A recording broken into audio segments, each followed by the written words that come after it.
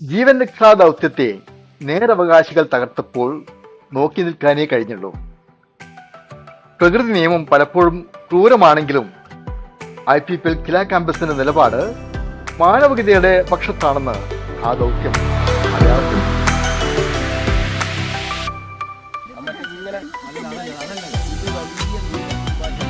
എന്തു പറ്റാ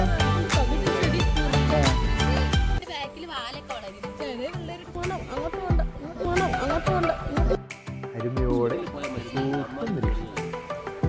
അയ്യോ